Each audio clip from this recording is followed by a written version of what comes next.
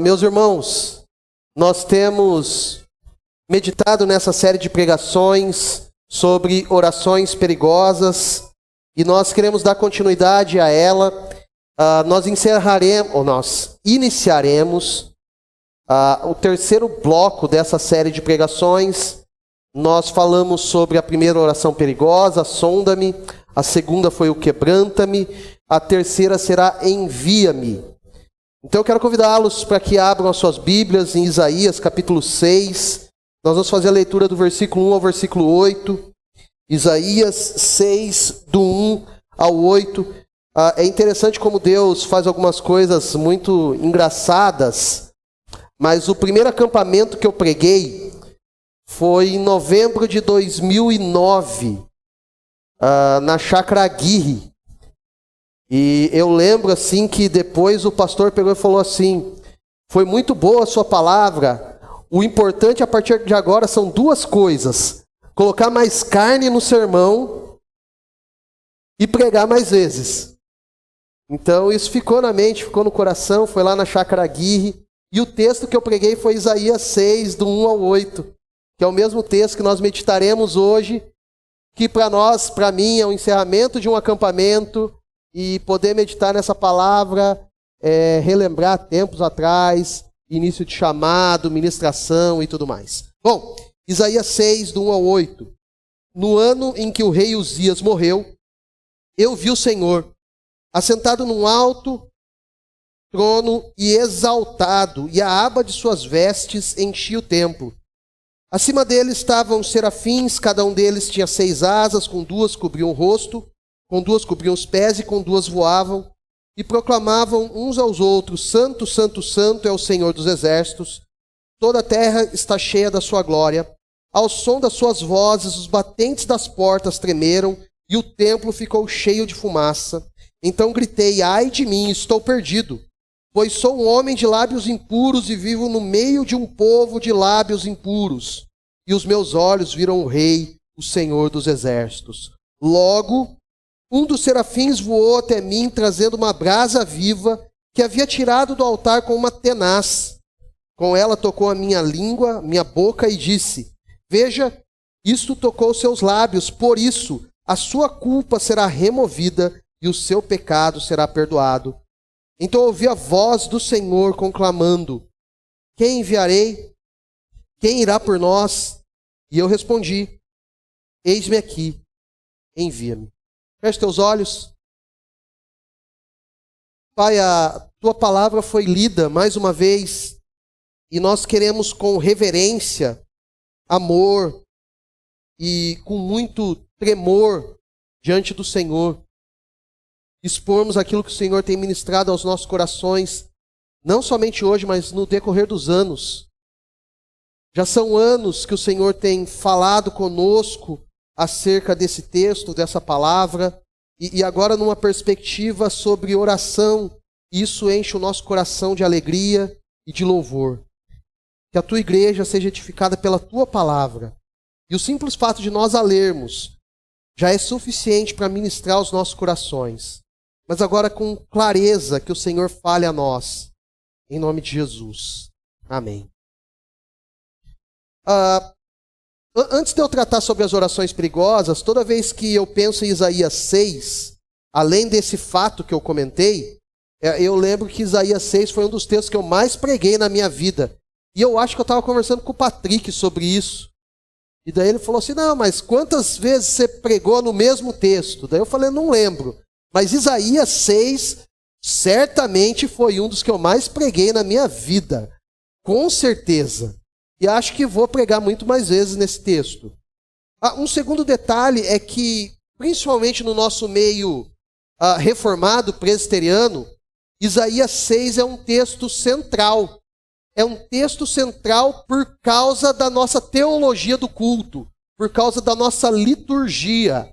A maneira como nós realizamos a liturgia é muito inspirada em Isaías 6.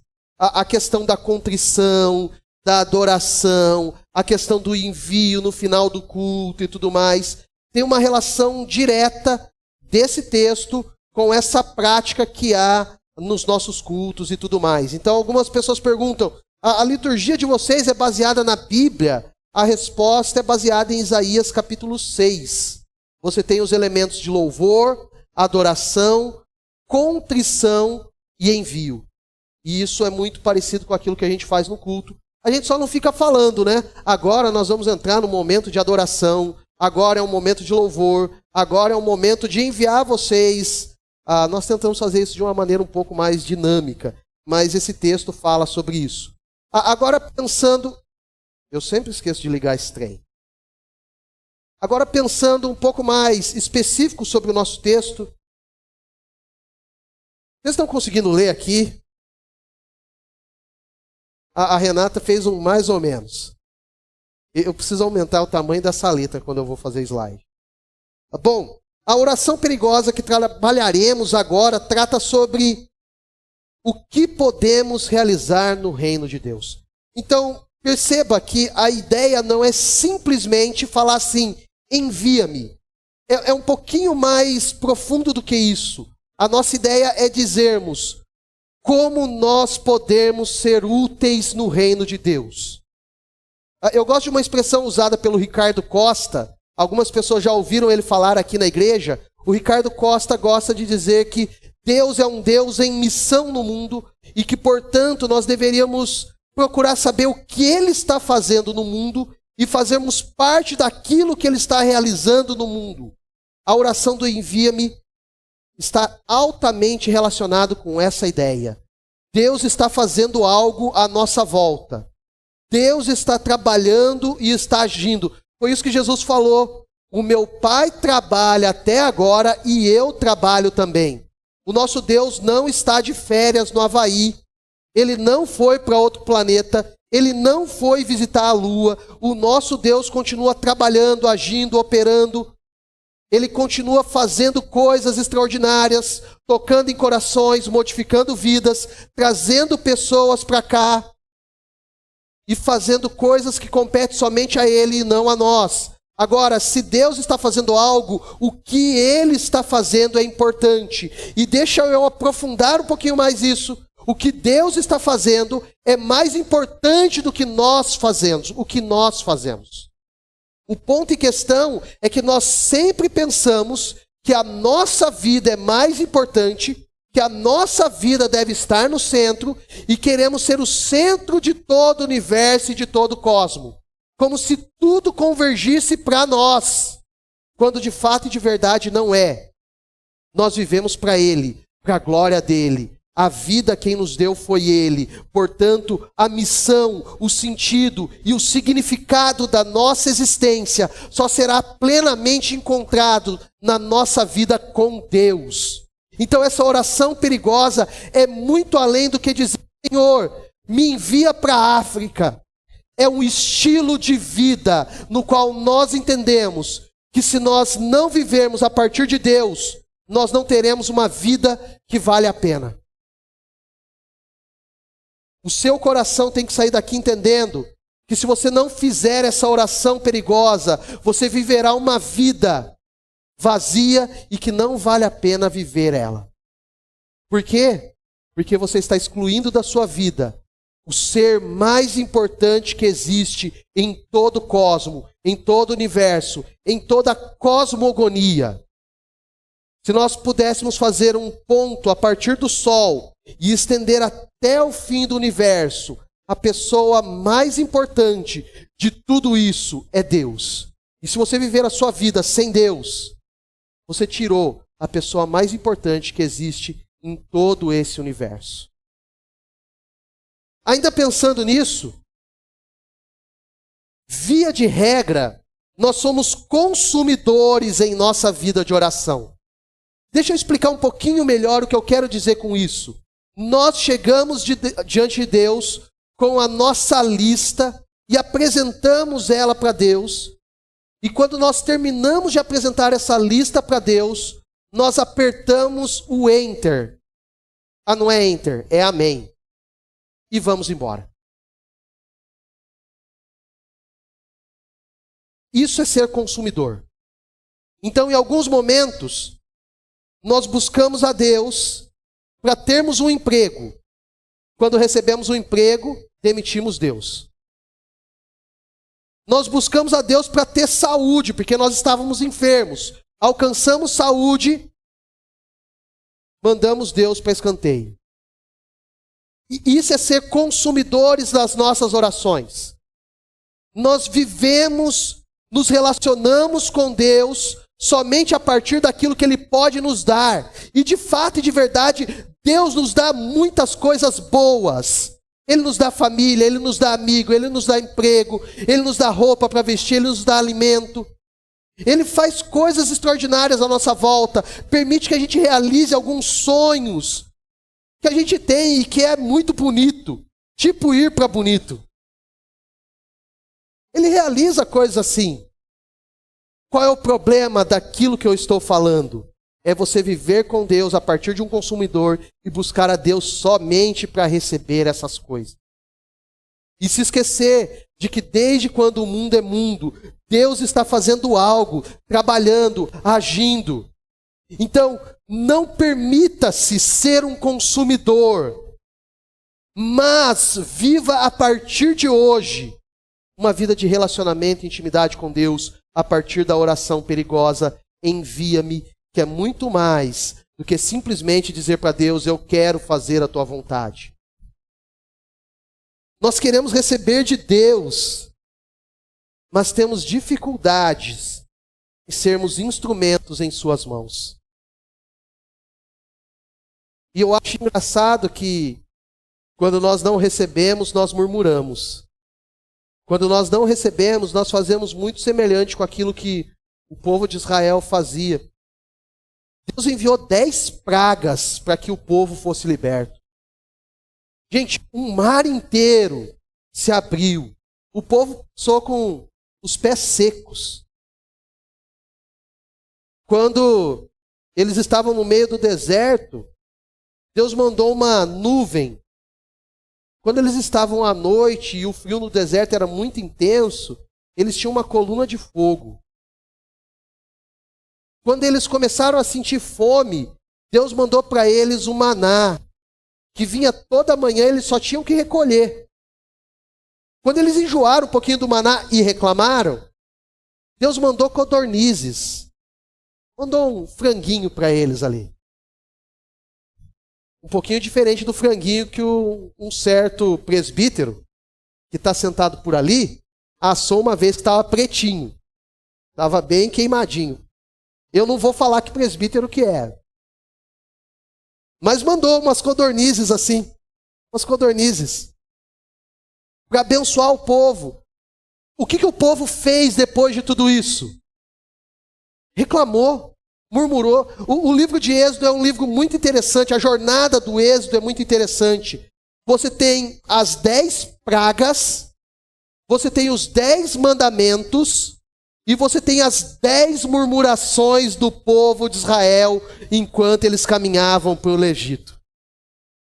É um ciclo que se repete ali. E mesmo as bênçãos de Deus vindo, eles continuam reclamando, murmurando, e às vezes nós agimos assim. Para usar a expressão que o pastor Antônio usou esses dias atrás na oração, de vez em quando nós somos obstinados. Não era essa a palavra que estava na Bíblia, na versão que o pastor leu, mas na versão NVI a palavra é obstinados.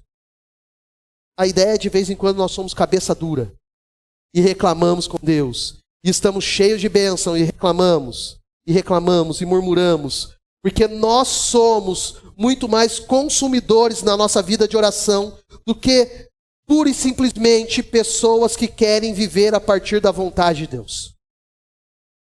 Pensando assim, o Greg Gresham, nem sei se é assim que fala, do livro Orações Perigosas, que é a base da nossa série de pregações, ele diz o seguinte: Deus nunca chama gente perfeita.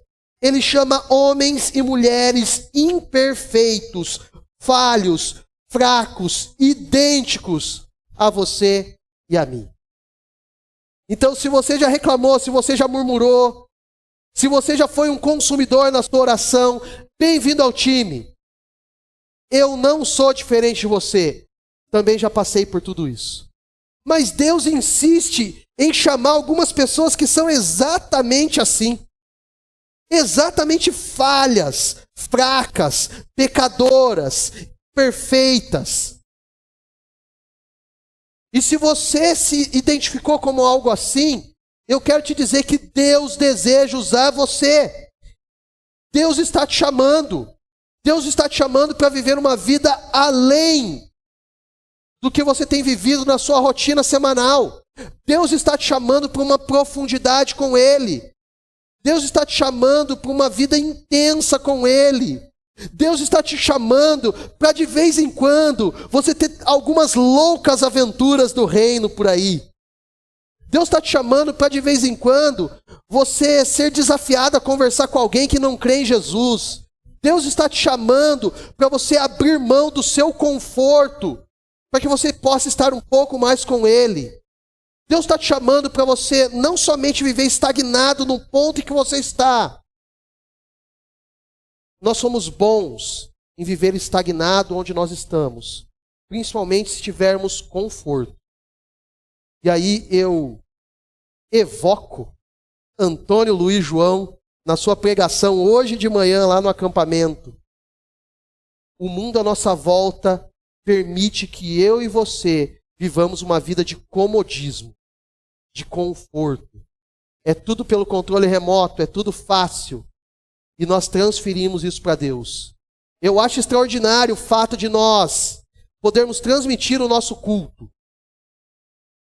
Mas como transmitir o nosso culto tem gerado comodismo em algumas pessoas em relação a viver comunidade. Igreja não é assistir o culto de domingo à noite. Igreja é de vez em quando a gente encontrar com pessoas que vão confrontar o nosso pecado. É olhar nos olhos de pessoas que pisou no nosso calo e a gente não gostou. É olhar para as pessoas que de vez em quando falaram coisas que nos feriram e mesmo assim experimentarmos comunhão. A expressão grega para comunhão é koinonia, que a tradução desse reles mortal que vos fala é experimentar a vida juntos. Então quando a gente faz um acampamento, não é simplesmente um acampamento, é podermos viver um tempo maior da nossa vida juntos. É experimentar a vida juntos. Experimentar a vida juntos. Quando nós estamos reunidos como igreja, nós experimentamos da vida juntos. Alguns entram aqui cheios de dores, problemas, aflições, dificuldades, e às vezes um abraço é terapêutico. Às vezes alguém entra aqui cheio de medo, de angústia, com complexos de inferioridade, com culpa. E você abraça aquela pessoa, ela se sente aceita. E isso não é possível pela internet. Eu entendo que a internet é um meio para a gente alcançar o perdido. Então se você está aí nos acompanhando, compartilhe esse link com alguém. Agora, esse nível de comunhão a gente só experimenta aqui. Olhando nos olhos uns dos outros.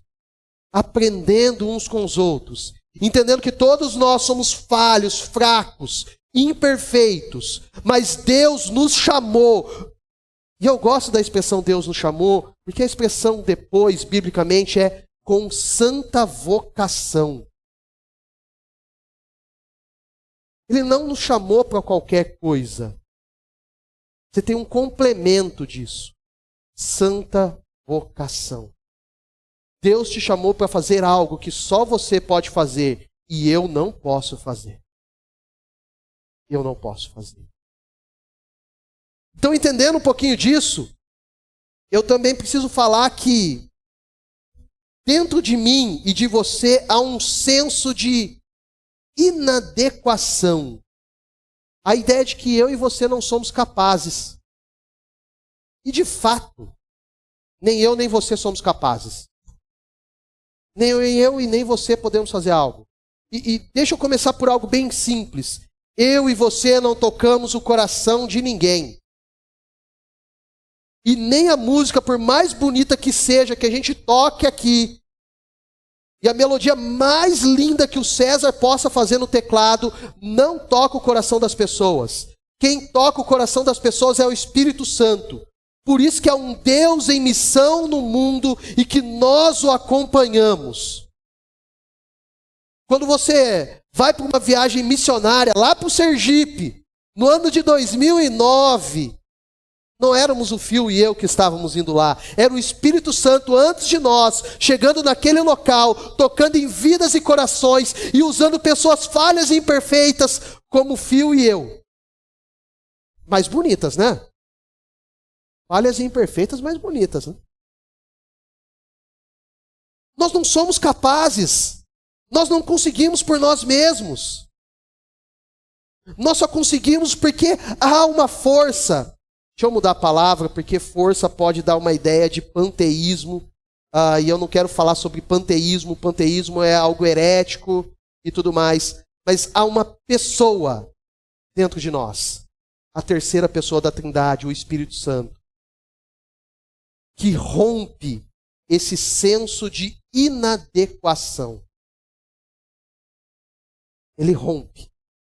Se você diz que você não é capaz, o Espírito Santo que está em você te habilita a fazer coisas que você nem imagina.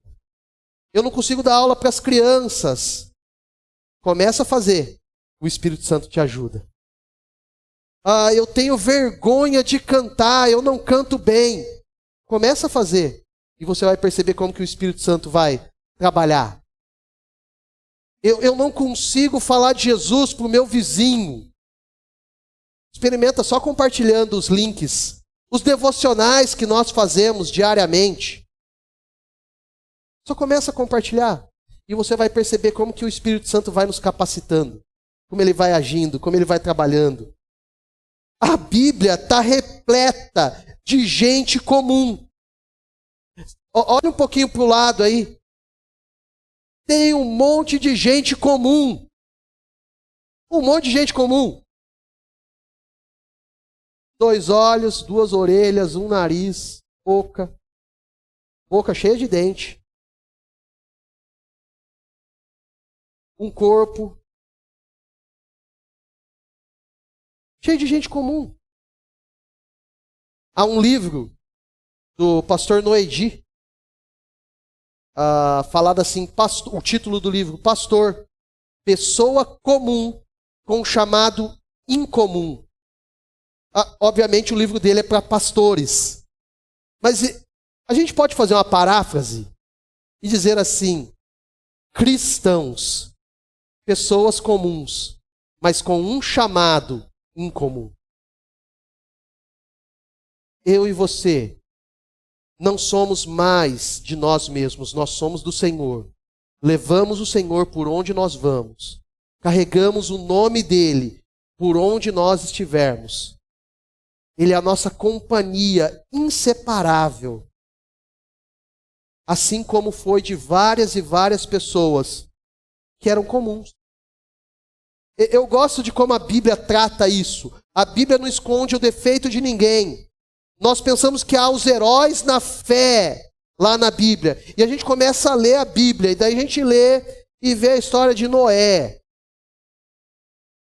E daí Noé, porque o filho dele chamou a atenção, vai lá e amaldiçoa um deles.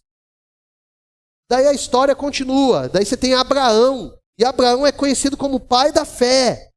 E daí ele chega no Egito e mente, falando que a esposa dele é irmã. E é engraçado como alguns pecados vão passando, né? Isaac, o filho dele, faz a mesma coisa. A Bíblia continua, e daí um dos grandes heróis da Bíblia, o homem segundo o coração de Deus, Davi, vai lá, adultera. A Bíblia está mostrando para mim e para você que todos aqueles personagens que nós colocamos num pedestal é gente de carne e osso. São pessoas comuns como nós, que viveram o desafio de transmitir Deus por meio da vida deles, apesar das suas falhas, fraquezas, imperfeições.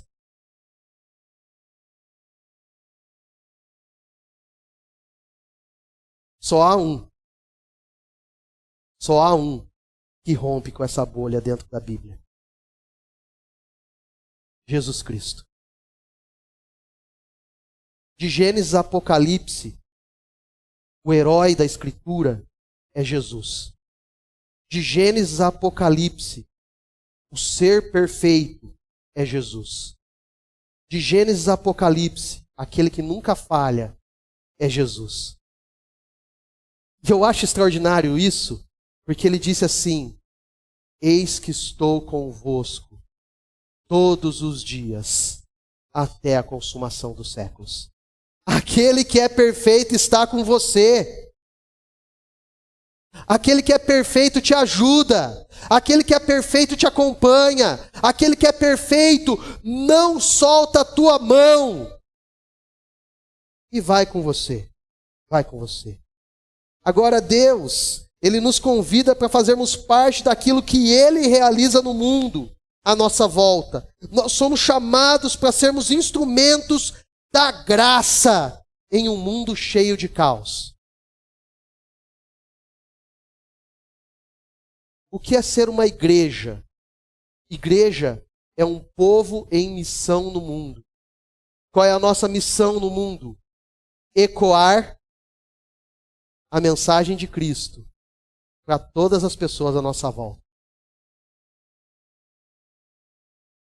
Quem nós somos? Nós somos sal e luz a ecoar o tempero de Jesus Cristo para as pessoas à nossa volta e iluminar o caminho daqueles que são imperfeitos. Você é eco daquilo que Jesus Cristo fez há 2000 anos atrás e que continua reverberando e deve reverberar nos 4 cantos de Montemor e por onde Deus nos levar. Por onde Deus nos levar.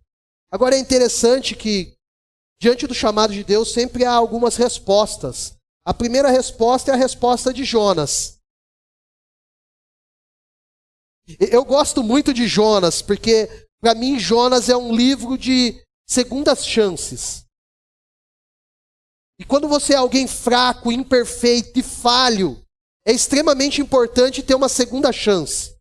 Saber que a vida não acabou. Saber que você pode se arrepender e prosseguir. Jonas mostra isso. Apesar de todas as suas falhas. E eu acho mais interessante que Jonas é o personagem que prega na Bíblia de maneira mais relaxada, desleixada, mas que tem um resultado mais positivo. Ele pregou 5 palavras. Ainda hoje, Nínive será destruída. Eu já falei bem mais que 5 palavras aqui. E não vai causar o impacto que causou. 120.000 pessoas que não sabiam discernir entre a mão direita e a mão esquerda foram convertidas. Uau! Alguns teólogos entendem que 120.000 pessoas que não sabiam discernir entre a mão direita e a mão esquerda eram pessoas crianças e não adultos. E a estimativa desses teólogos é que o número de conversões que ocorreu em Nínive foi entre 600.000 e 1 milhão de pessoas. Uau! Deus, que as nossas pregações possam alcançar 1% disso. 1%. 1%. 0,5% já seria aproximadamente Montemor inteiro. Só que quando Deus chamou Jonas, ele fugiu. Deixa eu fazer um paralelo com o nosso pastor Antônio. Deus chamou Jonas e Jonas fugiu. Deus chamou Antônio Luiz João e no livro de Jonas, Antônio Luiz João decidiu ser pastor.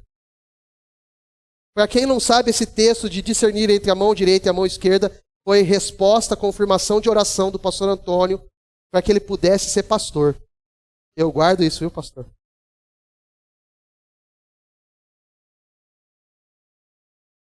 Não, só ficou entre nós, pastor. E a torcida do Corinthians. E na onde esse vídeo chegar,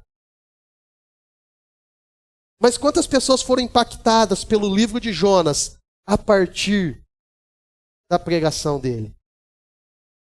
Gente, eu e você somos Jonas. Várias e várias vezes fugimos de Deus. Fugimos de Deus. O que eu quero chegar, e eu pretendo chegar ainda hoje, viu?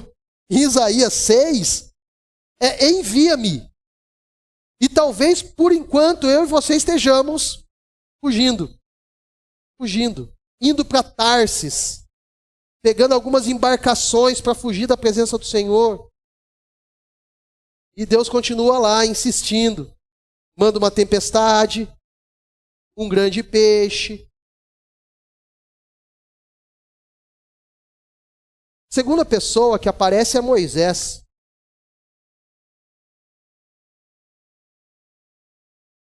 Moisés falou assim, olha Deus, eu até queria ir, mas eu não consigo falar em público. Eu até queria ir, mas veja bem, o meu irmão Arão é melhor que eu. Como nós somos bons em arrumar desculpas, né? Nós tínhamos uma desculpa perfeita para não estarmos aqui hoje. Teve acampamento, nós estamos cansados. Ó, gente, se vocês olharem para o fundo lá, ó, e tiver alguém com os olhos fechados, eles estão orando. Não é cansaço do acampamento. Eles vão estar orando, é isso, viu? Mas nós somos bons em arrumar desculpas. Tem aquela figurinha, você já deve ter visto no Facebook, né? Ah, eu sou novo demais. Depois eu estou pensando demais no meu trabalho. Eu estou pensando demais na minha família. E a última figurinha é uma lápide. Tarde demais para responder ao Senhor. O Senhor está nos chamando. O Senhor está nos chamando. Está nos chamando para abençoar a nossa igreja. Quantos ministérios há na igreja que precisam de ajuda? Ministério infantil precisa de ajuda. Ministério de louvor precisa de ajuda. O coral precisa de pessoas que se envolvam com ele. O nosso grupo Eco precisa de pessoas para liderar. Deus está te chamando e você está igual Jonas fugindo. Ou você está igual Moisés apontando o dedo dizendo assim, ó, fulano de tal é melhor que eu. A junta diaconal está precisando de diáconos para o futuro, de presbíteros para o conselho. E você está ali fugindo. Eu não falo direito. Não falo direito. Nós somos bons em desculpas. Terceira pessoa é Isaías, né? Eu tinha que encerrar nele, né? O que foge, o que arruma desculpa e o que diz, envia-me. Mas sabe o que eu acho interessante em Isaías? O chamado de Deus para ele, o encontro que Isaías tem com Deus é chamado de uma epifania. É quando uma pessoa é levada para um lugar para ter um encontro com Deus, uma manifestação visível, gloriosa de Deus. O que ocorre ali é uma epifania. Quando Isaías tem essa epifania, é o capítulo 6. Você tem 5 capítulos anteriores, na onde Isaías está o tempo todo falando, ai de você, ai de você, ai de você. Ele é um profeta com uma palavra pesada, dura, para as pessoas à sua volta. Quando você vai para o capítulo 7, eu vou mencionar isso mais para frente de novo. O que ele fala é a respeito do Messias que viria. Eis que a virgem conceberá e dará à luz a um menino. E daí você tem uma série de revelações, profecias acerca de Jesus. Isaías profetizou 700 anos antes do nascimento de Jesus. 700 anos antes. Perceba, ele já conhecia o Senhor, ele já estava realizando algo, mas somente aqui ele tem um encontro verdadeiro e real. Então eu preciso falar um pouquinho desse encontro. O encontro de Isaías tem um marco histórico e você tem uma dupla razão do porquê estava aqui. Ele vai falar assim: no ano em que o rei Uzias morreu, eu vi o Senhor. Primeiro, ele está dando um dado histórico para que as pessoas compreendessem quando ele viu Deus. Esse é o primeiro detalhe. É um registro histórico. A Bíblia está cheia de registros históricos para que nós identifiquemos o período em que ele está falando. E quando o período é revelado para nós, nós temos uma compreensão maior e melhor da profecia e daquilo que Deus deveria falar para o povo. O segundo aspecto é um contraste entre o rei e o profeta. Já que eu já mencionei Jesus aqui uma outra vez, eu preciso mencionar ele agora. Jesus Cristo tem um tríplice ofício. Ele é rei, profeta e sacerdote. Aqui você tem duas pessoas que apontam para Jesus. Todo rei que aparece na Bíblia aponta para o rei superior e muito maior. Todo profeta que aparece na Bíblia aponta para um rei, para um profeta que é muito maior que ele. No caso, eles apontam para Jesus. O simples fato deles estarem aqui deveriam apontar para mim, para você, para Jesus Cristo, porque esse é o ofício de Jesus. Ele é rei, ele é profeta e ele é sacerdote.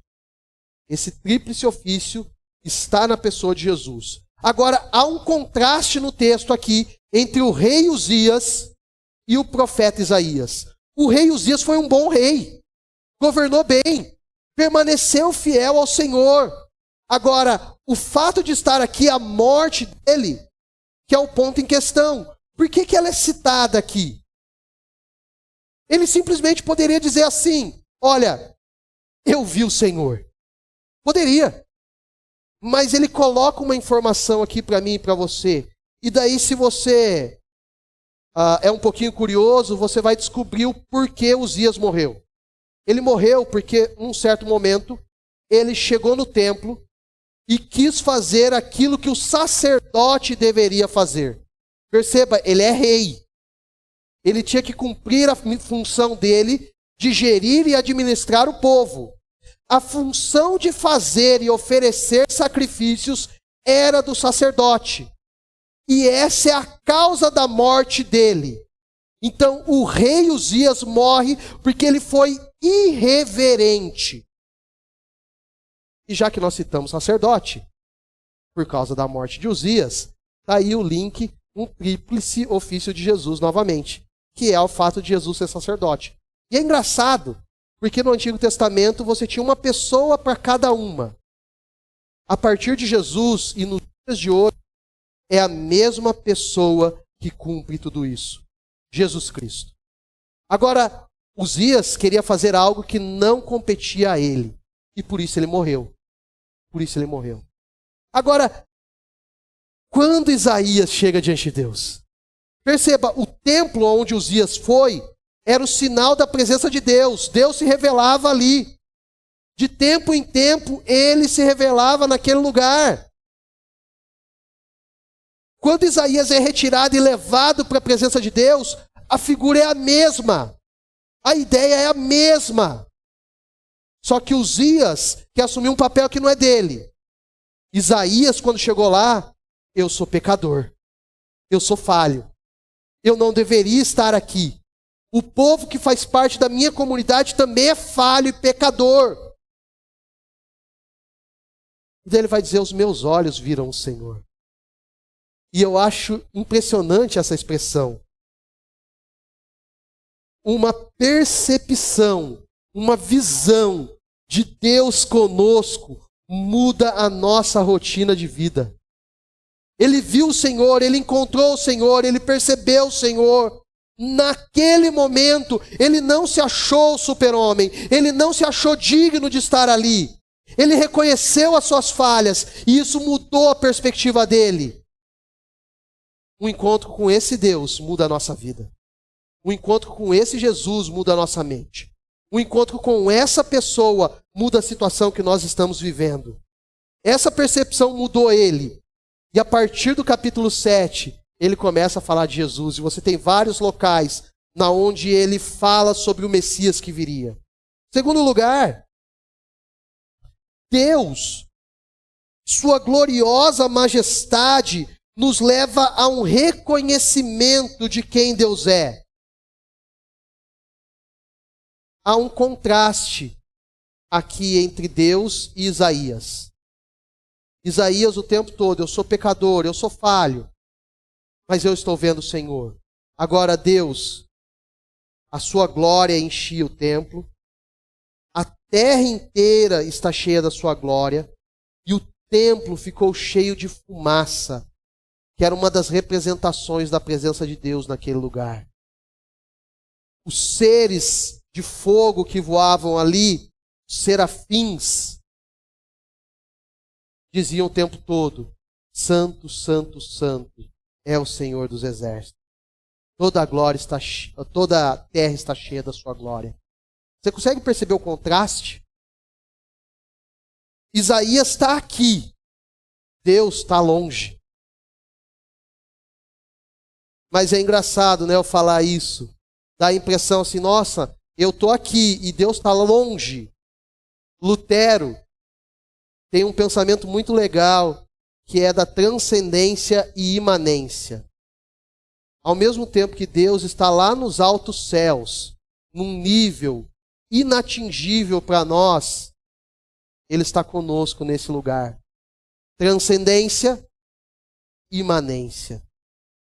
Ele está aqui ao mesmo tempo em que está lá. Ele é santo num nível muito superior a nós, mas mesmo assim Ele está conosco. Mesmo assim Ele está conosco.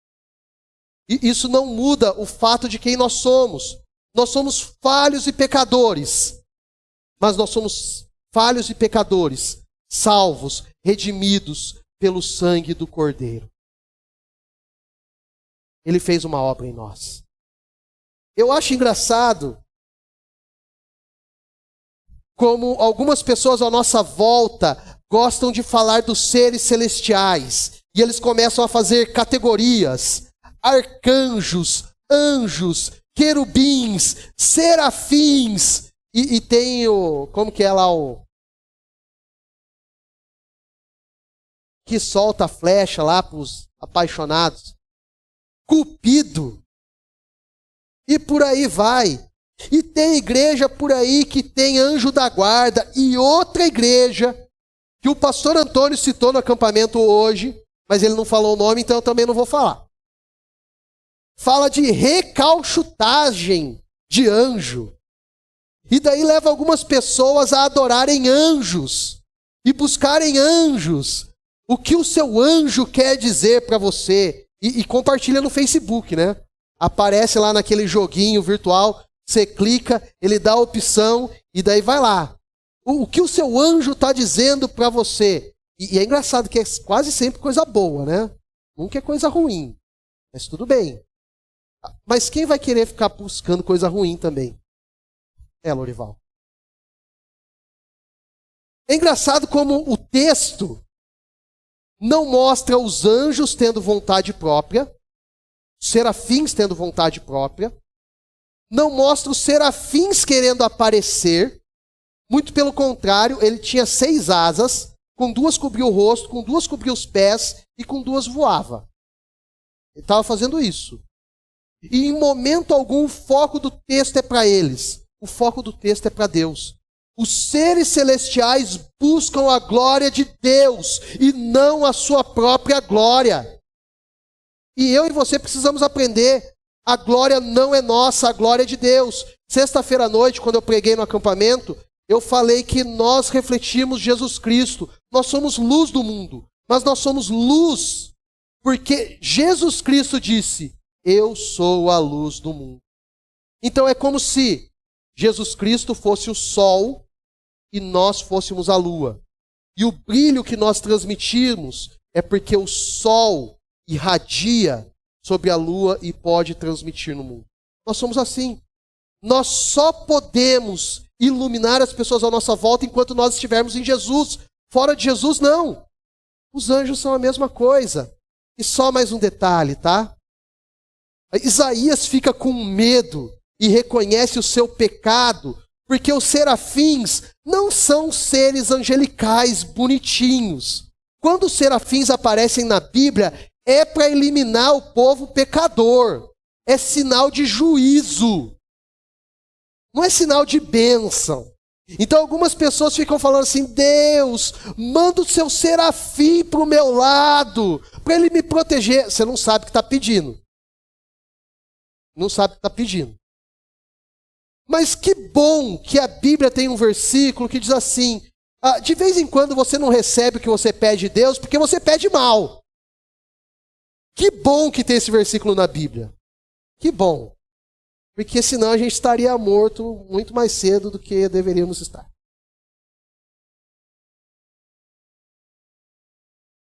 Quarto lugar, Deus nos transforma, purifica e perdoa. Olha só, o rei Uzias morreu pela sua irreverência. Ele assumiu uma prerrogativa que não era dele, morreu em decorrência disso. Isaías está diante de Deus, foi levado numa epifania. Você tem seres de fogo, serafins, prontos para eliminar ele. Ele reconhece o seu pecado, ele sabe quem ele é. Na hora que tudo isso acontece, o serafim vai, chega no altar, pega uma tenaz, toca nos lábios dele, purifica e perdoa o pecado.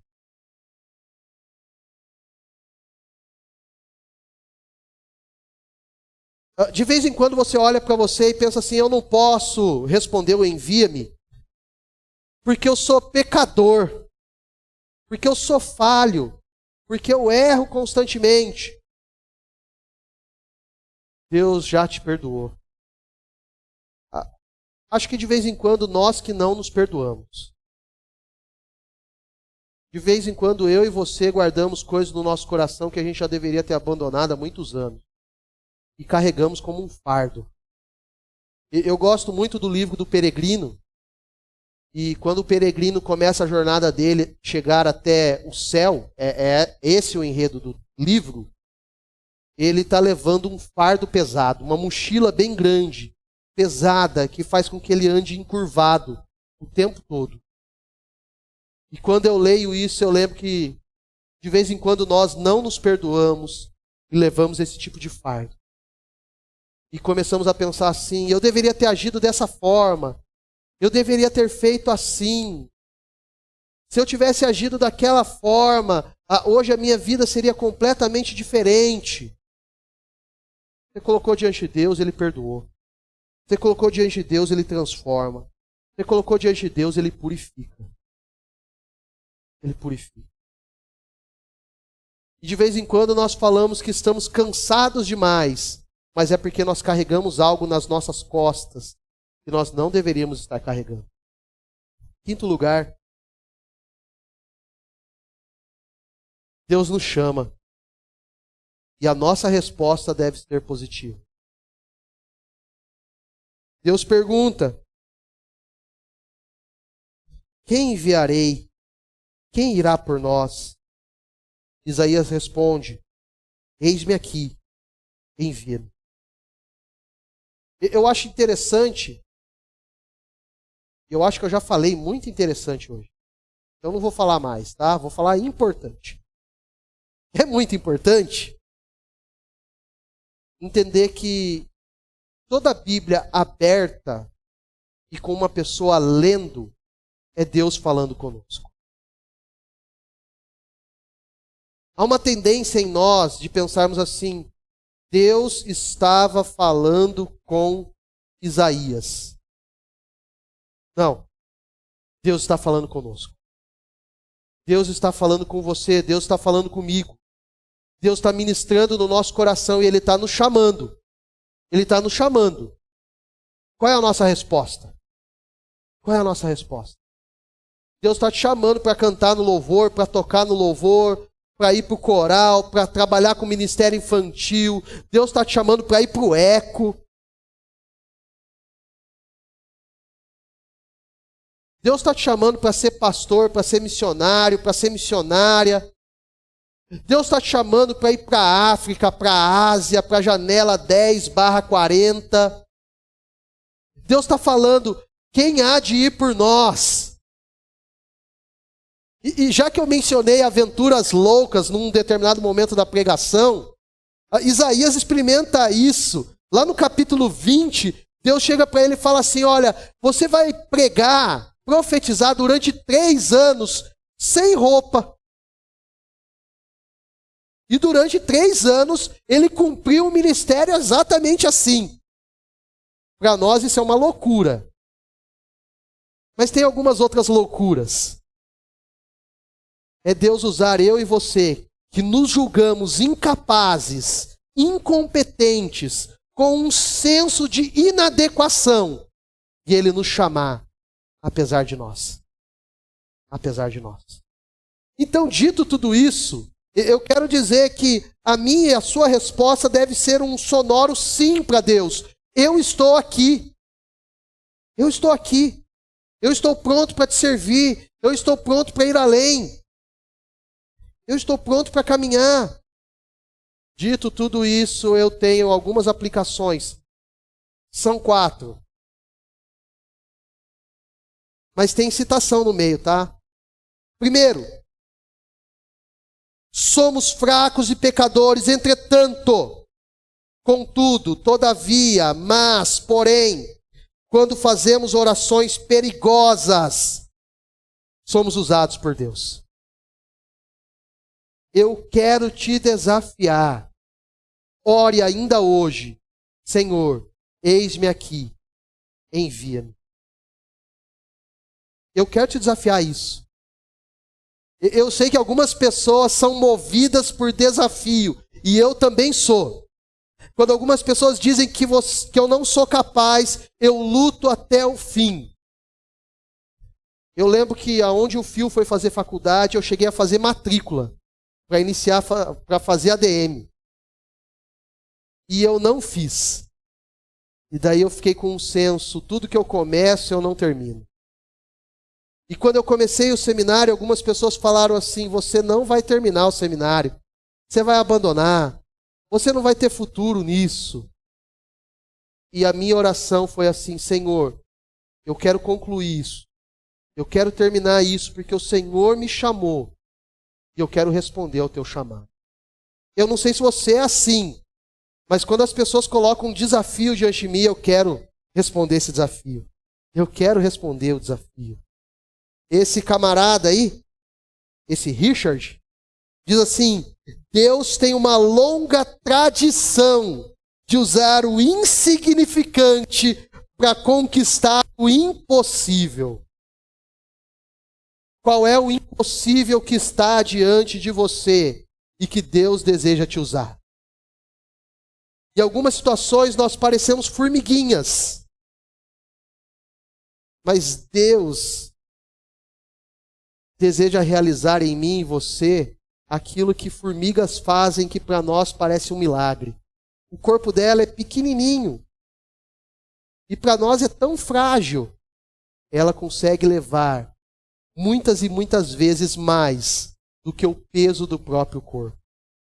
O que para ela, aos nossos olhos, seria impossível, ela pode fazer. Quais são os impossíveis diante de nós? Quais são? Segunda aplicação. Só seremos uma igreja forte, vibrante, quando fizermos a oração perigosa do envia-me. Se você percebeu até aqui, o envia-me tem uma carga daquilo que nós chamamos de serviço. Deus deseja te usar no reino. Deus deseja te usar na missão. Deus deseja te usar constantemente. Nós só seremos uma igreja forte, com várias pessoas ajudando. No que diz respeito à salvação, nós somos monergistas. Deus nos salva. É obra dele e de mais ninguém. No que diz respeito à ação da igreja no mundo, nós somos sinergistas. A igreja não é do pastor local. A igreja é de todos nós. no qual Jesus Cristo é o cabeça e a cabeça, mas que usa várias pessoas para que a igreja seja sustentada, para que a igreja cresça, para que a igreja vá além. Nós só teremos uma igreja forte se vários de nós orarmos. Envia-me, envia-me. Terceira aplicação. Nós precisamos, eu e você, da consciência de que sermos servos, ou seja, pessoas usadas por Deus, é uma disciplina espiritual. O Richard Foster, no livro Celebração da Disciplina, trabalha um capítulo inteiro falando do serviço, do ser servo, como uma disciplina espiritual. O que eu quero dizer com isso? Na medida em que eu e você servimos na igreja, nós estamos mais próximos do Senhor. Olha que legal. Isso significa que você não faz um serviço para se aparecer. Você não canta para se aparecer. Você não ensina as crianças para se aparecer. Você faz disso uma disciplina espiritual para que você esteja mais próximo do Senhor e caminhe mais ao lado dele. E na medida que você vai fazendo isso, você leva outras pessoas a estarem mais próximas do Senhor. Perceba, você se aproxima e você também leva outros. Isso é extraordinário. Isso é extraordinário. Quarta e última aplicação. O fato de que somos igreja implica que nós somos um povo em missão no mundo, colaborando com aquilo que Deus está realizando em nosso tempo e em nossa época. Nós somos um povo a ecoar a voz de Deus no mundo. Moody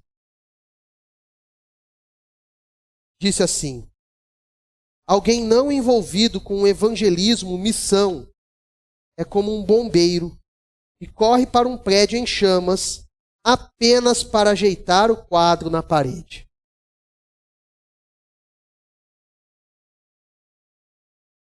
Feche seus olhos, vamos orar.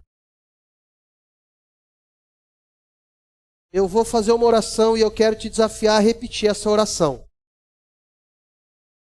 Você não precisa repetir se você não estiver confortável com ela. Mas essa oração será do envia-me. Então eu vou orar e se você estiver confortável com essa oração, eu quero que você ore nesse sentido. Deus, a minha vida não é mais minha, é sua. O Senhor a comprou.